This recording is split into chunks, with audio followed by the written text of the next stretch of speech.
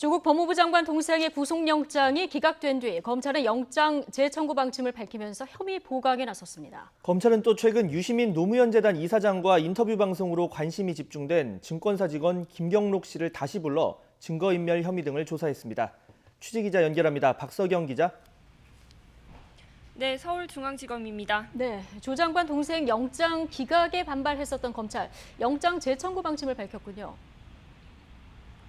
네, 검찰은 조 장관 동생에 대한 구속영장 기각이 납득하기 어려운 결정이라며 영장 재청구를 준비하고 있습니다.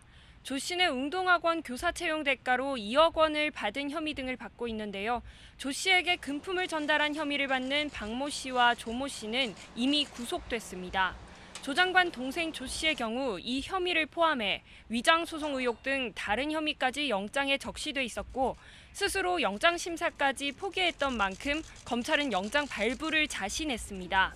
하지만 법원은 주요 범죄 성립 여부에 다툼이 있고 이미 광범위한 주거지 압수수색이 이루어진 점, 건강 상태 등을 참작해 영장을 기각했습니다.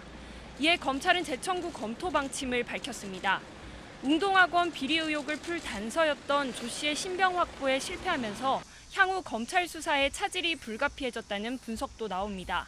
특히 법원이 영장 기각을 이유로 건강 상태를 언급했기 때문에 이 건강 문제를 호소해온 정 교수의 구속영장 청구 여부를 두고도 검찰의 고민이 깊어질 것으로 보입니다.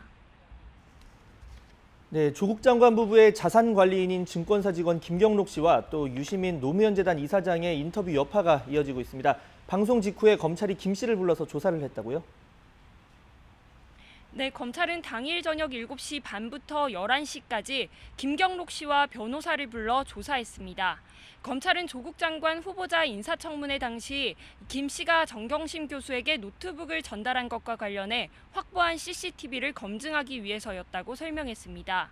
정 교수가 검찰 조사에서 관련 내용을 부인했기 때문에 검증이 필요했을 뿐 유 이사장의 유튜브 방송과는 무관했다고 선을 그었습니다.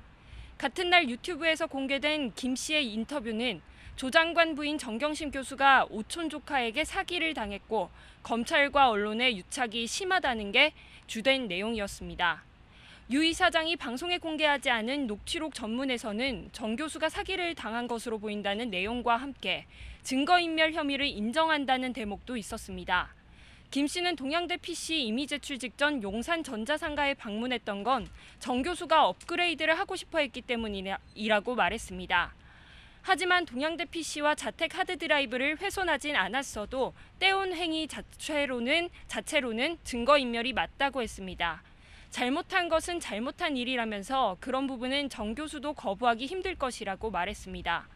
또 정 교수가 더 중요해 보이는 컴퓨터는 맡긴 적이 없었는데 검찰에서는 해당 드라이브가 이미 포맷이 돼 있었다며 자신이 해준 것이 아니냐고 물은 적도 있다고 했습니다. 검찰 수사와 관련해서는 처음에는 음모론 같은 것으로 접근했지만 검찰도 목숨 걸고 일하는 만큼 진실을 밝혀줄 수 있을 것이라고 생각한다고 전했습니다. 지금까지 서울중앙지검에서 YTN 박서경입니다.